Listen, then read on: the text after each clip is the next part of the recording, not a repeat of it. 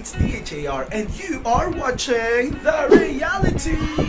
And for today's vlog, we are going to Manawag Church. Kasama ko ang mga August babies na makikilala nyo later. Last few years ago, napag-desisyonan namin at napagplatuhan namin at napag-usapan namin, ang dami kong sinabi, napag-usapan namin na pumunta ng Manawag Church tapos pumunta kami ng Baguio City. And after that, dahil naging masaya at naging successful ang aming plano, ay nagdire-diretso na to and yearly na namin ginagawa. Parang tradisyon na sa pamilya namin na pumunta kami sa Manawag Church. Kaya naman this year, pupunta ulit kami. Kaya naman, let's go! Samahan nyo kami pumunta sa Manawag Church and syempre, manalangin tayo sa isang magandang health, magandang year na naman na pumunta at magpasalamat tayo dahil sobrang blessings ang natanggap natin this year. And sana magpatuloy ito. Kaya naman, let's go! Samahan nyo kami. Let's go!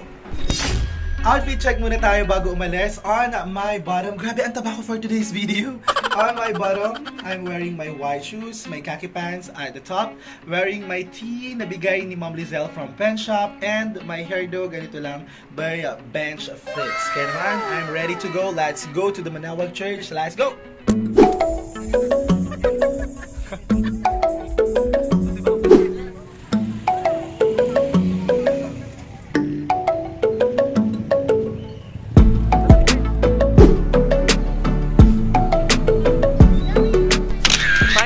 We're here at Manawag Church, so kasama na namin ang mga August babies. Ayan, nasa likod sila. Yung iba nasa... Hindi ko alam kung nasaan sila. What?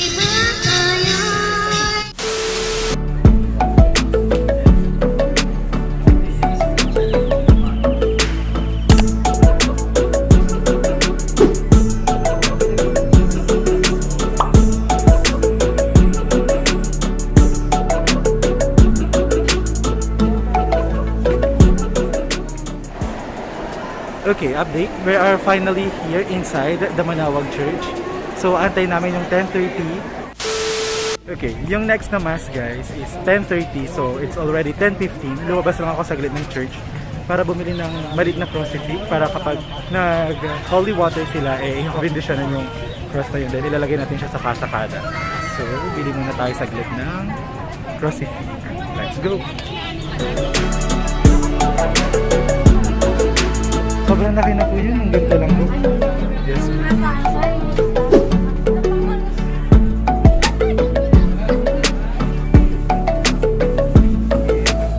Finally, nakabili na tayo ng crucifix. So ito yung ilalagay natin sa kasakada. Para at least meron tayong guide kahit nandun tayo sa kubo. So babalik na ako dun sa upuan namin dahil in 30 minutes, magsisimula na yung mass. Let's go!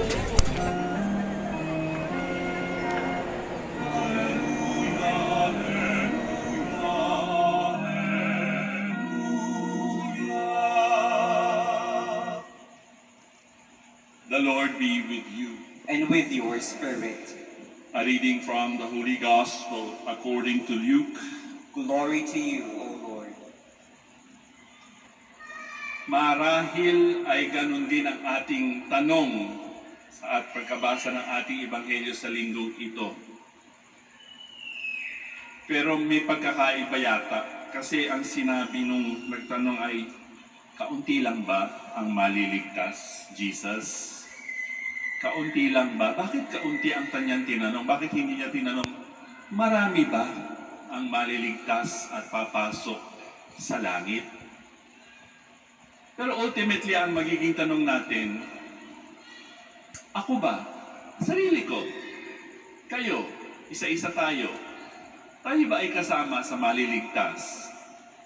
Tayo ba ay kasama sa makakapasok sa langit?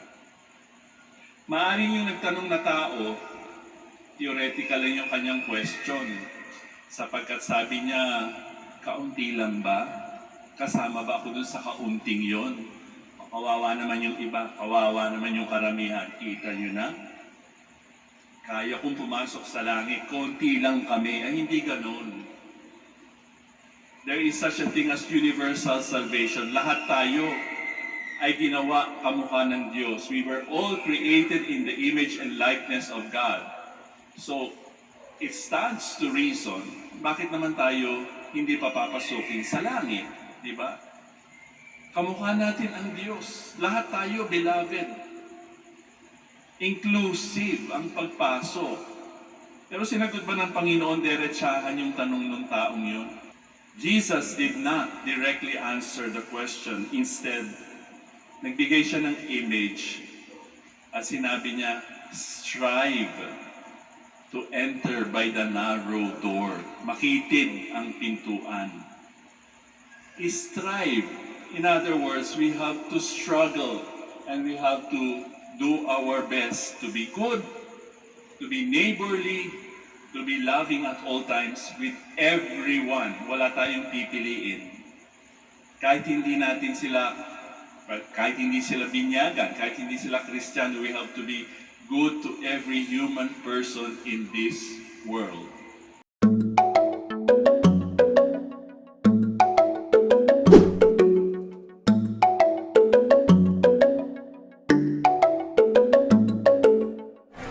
Okay, the mass is ended. Kailangan na namin hanapin yung mga kasama namin dahil magpipicture taking daw kami sa harapan ng church. Kaya, let's go.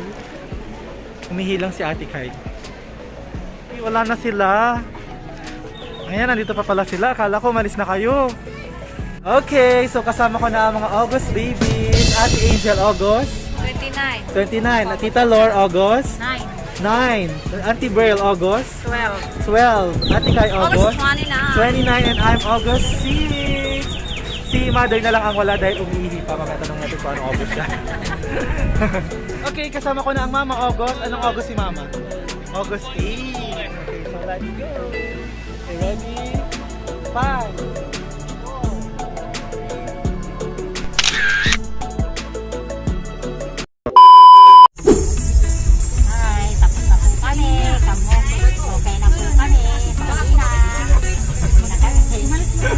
Bago yung mga vlog mo, sa managot kayo. Ayan na, natatong panganak na ito dahil malaki na ang ilong niya.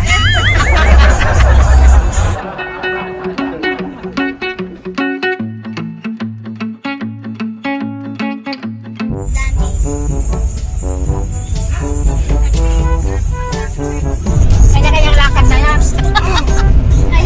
Siguro doon sa...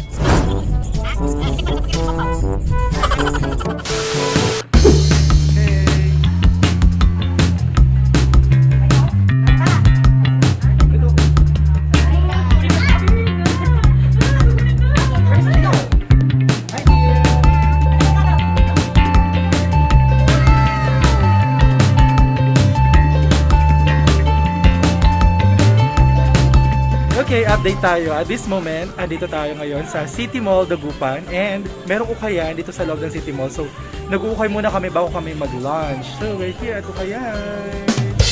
May naukay na si Auntie Brady agad-agad. Napakabilis naman ng kanyang mata. Kasama ko si Jillian and Matthew. And sila ate and mama nandyan na rin nag-uukay. Nandyan na rin si Tita Lore. Nari kasama natin sila mag-ukay. Ayan. Bilis naman ni Auntie Brady makahanap ng ukay. Ang bilis, ang bilis. Tudo naman tayo kay mama. Ayan. Mamura dyan ma. Mura dito. Ay, Tita Lore. Sige, kawan si Tita Lore dyan. Kawan ko kayo dyan.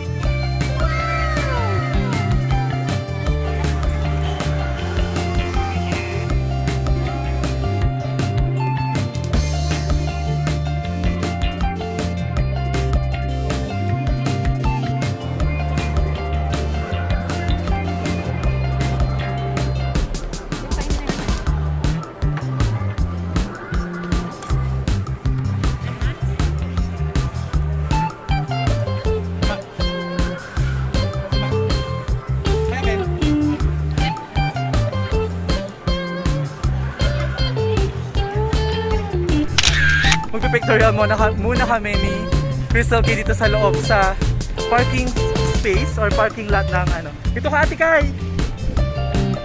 Yan o, sobrang ganda dito o.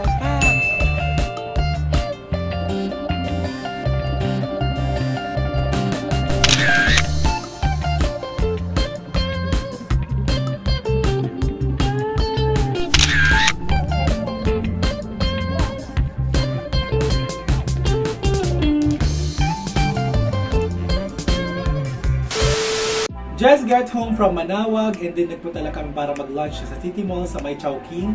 And we have so much fun. Nagkaroon ng kasiyahan, nagkaroon ng pictorial, nagkaroon ng bonding with the kids. Again, happy birthday to all of the August babies out there. Yay! It's a successful Manawag Church bonding. Grabe. Sobrang blessed kaming mga taga-August dahil lahat kami mga magkaka-family and nagbabanding talaga every August sa Manawag Church. And I am so happy with that. Okay, ganun sunod guys. Sana next year is mas bongga pa. Sana matuloy na yung pabagyo natin with Uncle Roddy and Auntie Burley and the whole August babies out there. There you have it guys. I hope nag-enjoy kayo sa vlog nito. And kung nag-enjoy man kayo, please do like, comment, and subscribe on my YouTube channel. Again, this is me, Darlan Dayo. You can call me Dar. It's D-H-A-R. And you are watching The Reality. Bye-bye, bye-bye.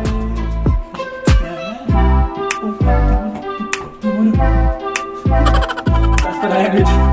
Bye guys!